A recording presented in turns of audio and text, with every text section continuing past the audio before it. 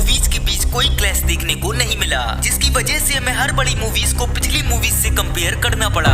इसलिए ये साल हम सिनेमा लवर्स के लिए उतना ज्यादा खास नहीं बन पाया। ये बड़े दुख की बात है। बट इस साल यानी 2026 में हमें कई सारी बिगेस्ट मूवीज के बीच क्लैश होते देखने को मिलेंगे, वो भी सिर्फ 2 नहीं 3 से 4 बिग बजट फिल्मों के बीच। बट हम बात करेंगे सिर्फ 2026 के जनवरी महीने में होने वाले बिगेस्ट क्लैश के बारे में। तो चलिए शुरू करते हैं। दोस्तों, ये क्लैश होने वाला है 9 जनवरी 2026 को, जहां 3 big budget pan India movies आपस में टकराएंगी। पर सबसे अलग बात बताऊं तो इनमें से 2 मूवीज ने जबरदस्ती अपनी फिल्म को पोस्टपोन कर किसी भी तरह पहली मूवी के साथ भिड़ने के लिए तैयार हो गई हैं। और एक मजेदार बात बताऊं तो इन तीनों ही मूवीज को इससे डबल फायदा होने वाला है। कैसे? चलिए सिर्फ 2-4 सालों में आपको सब कुछ क्लियर कर देते हैं। दोस्तों, नंबर 1 पर है थलपति विजय सर की करियर की लास्ट बोली जाने वाली फिल्म जननायगन। इस फिल्म को हिंदी ऑडियंस के लिए नाम दिया गया है जननेता। ये एक पॉलिटिकल एक्शन थ्रिलर फिल्म होने वाली है, जिसे 300 करोड़ रुपए के बिग बजट में बनाया गया है। 9 जनवरी की रिलीज डेट पर सबसे पहले इसी फिल्म को फिक्स किया गया था। सेकंड नंबर प्रभास की अपकमिंग मूवी दी राजा साहब, जिसे पहले 5 दिसंबर को रिलीज किया जाना था। बट पिछले टाइम प्रभास का बॉलीवुड के किंग खान से बढ़ने का अंजाम क्या हुआ था वो सब आप जानते ही होंगे।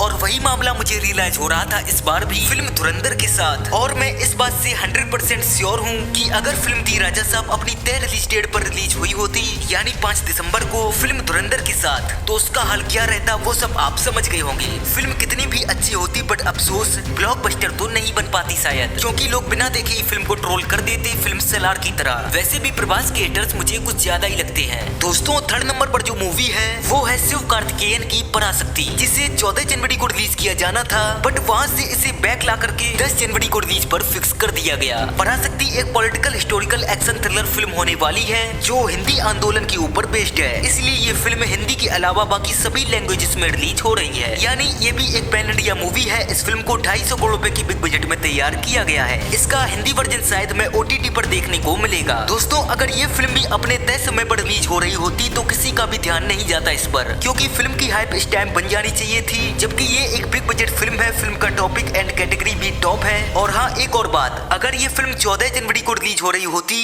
तो 9 जनवरी को रिलीज हो रही फिल्मों की आधी से उड़ जाती। लेकिन अब सब साथ मिलकर चल रहे हैं, तो आगे जो अकेला आएगा 1 महीने के बीच, उसे इससे भिड़ना होगा। अच्छा, अब एक और मजेदार बात क्या है बताऊं?